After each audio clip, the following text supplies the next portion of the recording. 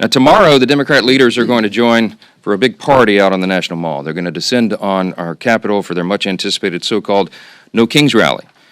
We refer to it by its more accurate description, the Hate America rally, okay? And I'm not sure how anybody can refute that. If you think about what's going to happen here tomorrow, you're going to bring together the Marxists, the socialists, the Antifa advocates, the anarchists, and the pro-Hamas wing of the far-left Democrat Party. That is the modern Democratic Party. That's where they've gone. And the Hate America rally is the common theme among all those groups. Listen to the language they use themselves. Many of them don't like living in America. They hate capitalism. They hate our free enterprise system. They hate our principles. They hate the ideas that we come in to work every day to fight for, to preserve, in the greatest nation in the history of the world. They hate the idea of individual freedom and limited government. They hate the idea of the rule of law. They fight against it all the time. They hate the idea of peace through strength. They lobby against it all the time. Individual freedom, limited government, the rule of law, peace through strength, fiscal responsibility, free markets, human dignity, the things that lead to human flourishing, the things that made us the greatest nation in the history of the world. They're opposed to law enforcement. They're opposed to military, and their votes show it over and over. That's the collection of voices that you'll hear tomorrow that the Democrats will go out and raise their hands with and cheer with.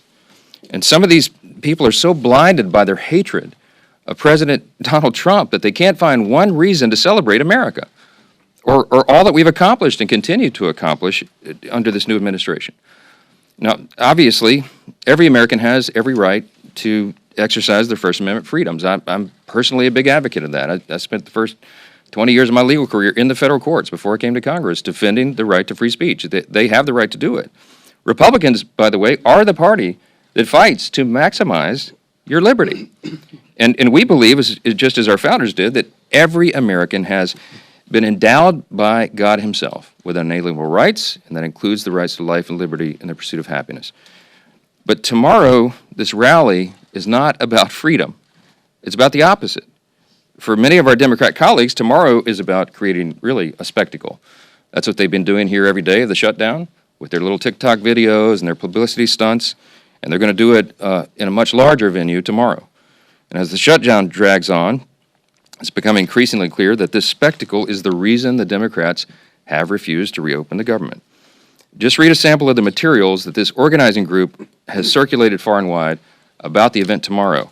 They distributed talking points cheering on the shutdown. I mean, they're urging this on. They love this. They're cheering on Chuck Schumer's decision to close the government, and their lead organizer said this is his words, not mine, quote, "He hasn't surrendered yet. I call that progress." Maybe that's what led Chuck Schumer to say that every day of the shutdown gets better for us. That's what he said. Since then, Democrats have had their 7th, 8th, 9th, 10th, 11th opportunities to reopen the government, and they have obeyed the mob. They have listened to that. On Wednesday, this is pretty ominous. I don't know if anybody's reported on this, but you should. The lead organizer of tomorrow's event issued an open threat to Democrats in Washington, and this is what he said, quote, "The cavalry is coming in on October 18th, and they're either going to be celebrating you or they're going to be calling for new leadership in the Democrat Party." Now, I know who heard that. Chuck Schumer heard it. Hakeem Jeffries heard it. And their actions and their votes show that they are taking that as an order. Evidently, they've decided it's more important to show a fight to President Trump and appease this mob than to reopen the government and ensure the American people are taken care of. It's a binary choice right now. And to the surprise of literally no one, Chuck Schumer confirmed yesterday that he'll attend tomorrow's rally. Of course he will. He gave an impassioned speech on the Senate floor. He urged his colleagues to stand with him and fight against President Trump. The fight is absurd. Senator, you've been in office for 44 years.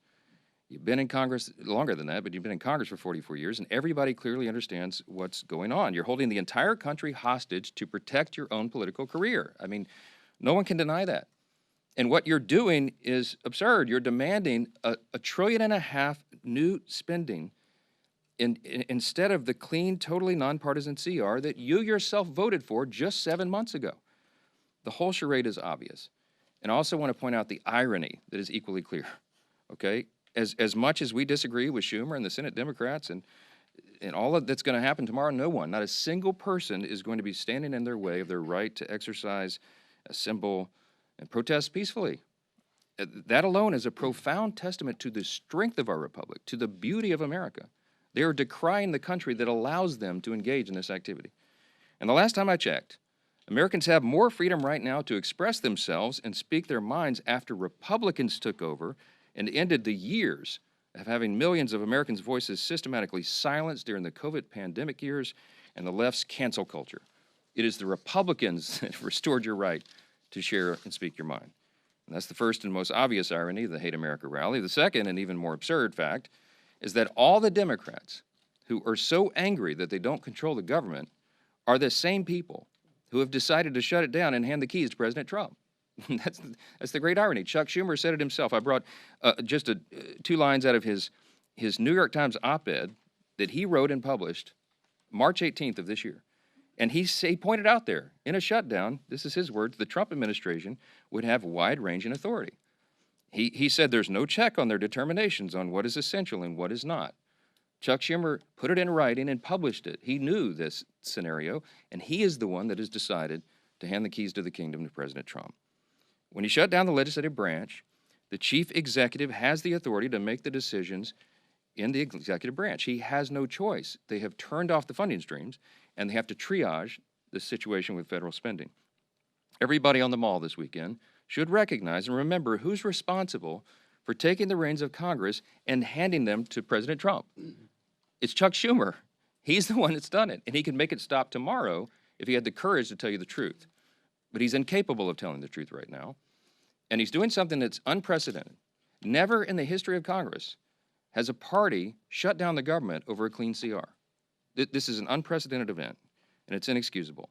And it's Chuck Schumer who's making the decision to keep the government closed. And until the mob and Bernie and AOC and the rest of the socialists give him permission to reopen the government, we're afraid that Americans are going to continue to suffer at the hands of Democrats' political games. I doubt Americans will hear that on the protest stage tomorrow, but that is the truth. And it's why Republicans are here and will continue to be here every single day, sharing the facts with the American people for as long as it takes.